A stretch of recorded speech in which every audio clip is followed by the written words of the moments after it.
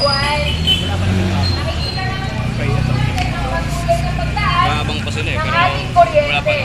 At hindi po natin alam na hindi lamang yung mga yung mga password na normal ang pinapasa sa atin. Ngunit sa bagong kontrata na ito na inaprobahan ng Energy Regulatory Commission na dapat ay panig sa mga consumers, sa kontrata pong ito ay may pinapasa pang double charging. May magic na naman po na ginagawa ang mga kumpanya kagaya ng Meralco. At isa pa po ay ang pinaka nakakatuwa pa dito, no? Kinontrata ng Meralco ang EERI na planta niya rin mismo. Papakinggan po natin mamaya ang mga detalye. Ang una po natin tagapagsalita.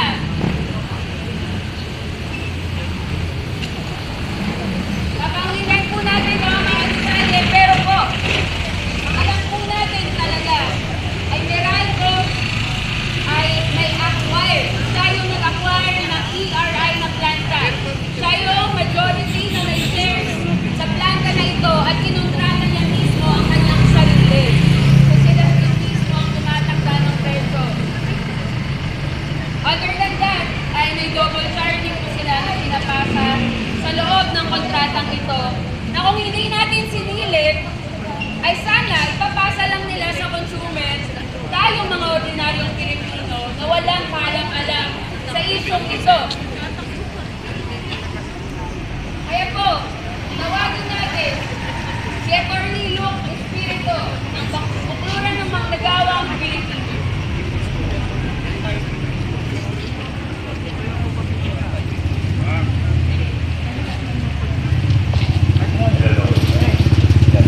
Mga kasama, nandito tayo ngayon sa Supreme Court dahil sa issue na naman ng korupsyon. Ang korupsyon ngayon na pinag-uusapan ay nasa flood control project kung saan bilyon-bilyong piso ang ninanakaw sa taong bayan. Ngunit gusto namin sabihin at ipalabas ang mas malaking korupsyon pagdating sa industriya ng kuryente. Kung merong mga diskaya pagdating sa flood control, may mga diskaya rin naman pagdating sa kuryente. Ang sabi ni Bongbong Marcos, ang taas daw ng presyo ng kuryente sa Pilipinas. Sinabi niya yan sa kanyang State of the Nation address kasama ng flood control project na kanyang in-expose sa kanyang State of the Nation address. Ngunit gusto kong tanungin si Bongbong Marcos, bakit mataas ang presyo ng kuryente? Kagaya na lamang ng Meralco. So, kunwari merong regulasyon, pero pinayagan ng Energy Regulatory Commission, regulatory daw sila, pinayagan nila na ang Meralco ay magkaroon ng pag-aari doon sa mismong mga power plant kung saan siya ay bumibili ng kuryente. Pinayagan niya ang isang hocus-pocus na arrangement kung saan si Meralco ay bumibili sa kanyang sarili at tinatakda nila ang presyo, minamanipula ang presyo para isingilin nila sa taong bayan. Kaya sumisirit ang presyo ng kuryente. Ito ang petisyon na ating pinail ngayon dito sa Court of Appeals ay upang ipawalang bisa itong kontrata ng Meralco sa San Miguel kung saan ang Meralco ay merong 67% na share, kasama niyang appointees bumili ng 67% na share doon sa planta sa Batangas na liquefied natural gas upang nakikipagkontrata siya mismo sa plantang yun. Kasabakat ni Meralco, si appointees, kasabakat niya si Ramon Ang ng San Miguel upang sila na lang ang mag-uusap at pagtakda. Hindi totoo na merong kompetisyon dito sa industriya ng kuryente. Itong EERI na kumpanya kung saan siya ay may 67%, kaakibat nitong manipulasyon sa presyo. Itong EERI ay meron mag-double charging. Meron daw siyang transmission asset na point-to-point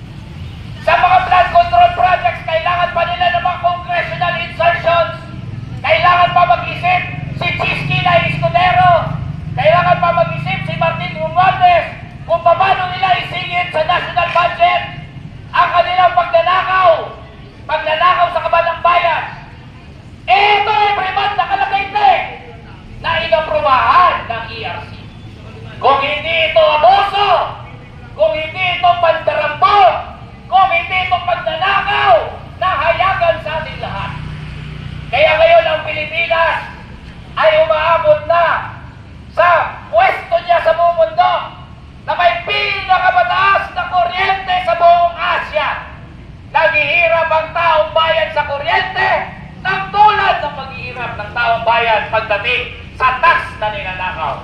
Parehas na ninanakaw, parehas na ginagawang negosyo ang ating krisis sa klima. Kung ang flood control projects, ginagawa nilang negosyo ang pagbaha. Ito mga Biskaya sa kuryente, ginagawa nilang negosyo ang problema natin sa klima na dapat ang ating mga power industry ay galing na dapat sa clean energy, ginagawa nilang negosyo ang liquefied natural gas dahil dyan ay transition energy. Hindi nila iniisip na itong krisis sa ating klima ay existential, na dapat tao muna unahin, hindi ang kita, hindi ang bilyon-bilyon ni Meralco, hindi ang bilyon-bilyon ni Ramon A, hindi ang bilyon-bilyon ni Aboitis. Dapat tayo mag-renewable energy, pero ayaw nila kasi doon sila nakakapagnakaw sa maduming enerhiya. Kung itong si Bongbong Marcos, seryoso siyang sungkuin ang korupsyon, dapat walang itatanging mga kontraktor at dapat walang itatanging kung saan man nakalagak ang korupsyon. Dito, mas matindi ang korupsyon. Kaya higahain natin ngayon ito sa Supreme Court. Sa kamay ng Supreme Court, pinag-uusapan na lang naman natin ang korupsyon. Tingnan ninyo ang korupsyon sa industriya ng kuryente. Ito walang visa ang kontrata ng Meralco sa ERI, kay Ramon Ang at saka sa Buitis. Iba walang visa ang tumultyakin pagdating sa mga transmission assets na kung saan doble ang sinisingil sa atin. Darating ang panahon na itong mga korupsyon na ito, kung ayaw ninyo, sasabihin natin sa Malacanang, sa Kongreso, at hindi na Judiciary, kung ayaw ninyong sumpoy ng korupsyon, gusto nyo ba na mangyari sa atin ang nangyayari sa Indonesia? Sa Indonesia, pinag-uusapan, $3,000 na binigay sa mga kongresista bilang housing allowance nila. $3,000! 150,000 pesos! Pagtatawanan lang yan ng mga kongresista sa atin! Pagtatawanan lang yan ng mga senador sa atin! Pagtatawanan lang yan ng mga Meralco! Pagtatawanan lang yan ng mga Buitis! Pagtatawanan ng San Miguel! Dahil ang sa kanila, bilyon-bilyon! Gusto nyo ba na mangyari ang nangyari sa Indonesia kung saan hindi na makakaasa ang taong bayan na ang gobyerno ay siyang sasagot sa problema ng tahasang pagdalakaw sa atin. Kaya hinihikayat natin ang Supreme Court, kung ayaw ninyo, o ang Court of Appeals, kung ayaw ninyo na maging Indonesia tayo, kailangan ninyong sundin at tugunan ang hinaing ng mga consumer, tugunan ang hinaing ng taong bayan na naghihirap ngayon, mga manggagawa, mga magsasaka, mga maralita na nagbabayad ng mahal na kuryente. Mabuhay ang